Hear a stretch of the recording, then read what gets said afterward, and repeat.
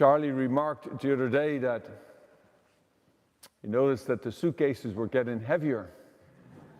Each day that went by, they became more bulging and heavier, and somehow they started to multiply. But it's truth be told I don't know if you had the same problem when you were packing. It's really hard to get it right. Like you take the right number of this and the right number of that, and it always seems when you get there, like I didn't bring enough of this or enough of that. And the temptation is always to overpack, to be prepared. And yet, as we travel, we know that we always seem to manage. We always seem to have what we need at the moment. That does help having sunny weather on the trip. I think some of us might have been caught if we got with the rain as bad as it got colder. But it's interesting because the Lord makes this discipleship as a journey which one packs for the journey. And he uses the same metaphor. Take nothing with you but just yourself. Take me with you is all he says. Take no walking stick, no stack, no food, no money. Let no one even take a second tunic. Now, obviously, he's talking to his first disciples to proclaim the gospel to all nations. And they do. And they're shocked by what happens. They're shocked by what happens because they now find that the power that Jesus had to heal all diseases and cast out all demons now had been given to them. I wonder if we traveled lighter in our own lives, if the powers of Christ would not come to us too. I wonder, we hold on to so much, and I not mean physically, but spiritually we often hold on to a lot of stuff. And that stuff weighs us down and does not enable us to be freely engaging with those who we meet. In particular, I think the one thing that weighs people down in my experience is unforgiveness. We hold on to grudges of the past.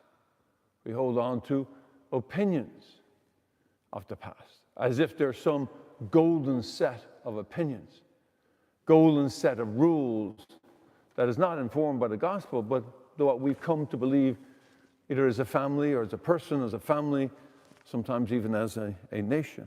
And those rules or those sort of attitudes can prevent us from embracing the people we meet. I know the Irish, I mentioned that one of the times that the Irish are known for, that bad joke of what is Irish Alzheimer's, is you forget everything but the grudges, right? But I don't think it's true only for the Irish.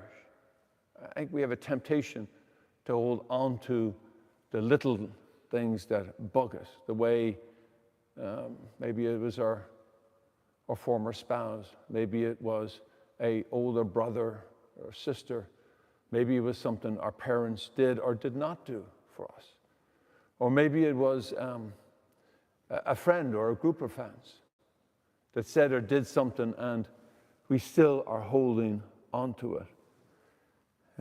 I remember one of the most shocking things I ever heard in my life was from the abbot of the monastery in the Big Sur. And he sat down he preaches from his catra, his chair. He sat down and he said, "Guys, when you get to heaven, there are certain things that are incompatible to heaven and God's presence. And you won't get in if you have them on your heart." Of course, we're all bending, so what's that? And he says, and unforgiveness is the biggest one. You can't get into heaven until you forgive. You simply cannot get in because it's incompatible with the presence of God. So he said, and so I say to you, let it go. Let whatever of those little things or larger things that have happened to let them go now. Why? Because you can enjoy heaven here. Because heaven is when we have forgiven everyone. When we have actually forgiven everyone, that includes ourselves. That includes forgiving God for not showing up for those difficult times in our lives what we perceive as not showing up, or taking away our loved one.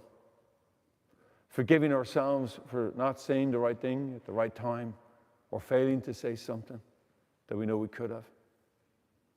So let us practice the forgiveness of others on these last few days of pilgrimage. If there's nothing else you can take away from this trip, take away the freedom of forgiveness. And leave here at this altar or at the cathedral in Dublin your unforgiveness. Whatever it is that you had hoped for this journey, I hope for you. But one of my greatest hopes for you is that you have learned to forgive everyone. And maybe that starts with all the little things that we've done to each other here on this trip. And now we're starting after day 8, we're starting to rub each other just like stones. But we can start with the little things, sure. But let us not stop with the little things. Let us make sure we empty our hearts of unforgiveness. Whether it be a person, a group of people, or whether it's even an institution, let us forgive, because we can take nothing for the journey home to heaven.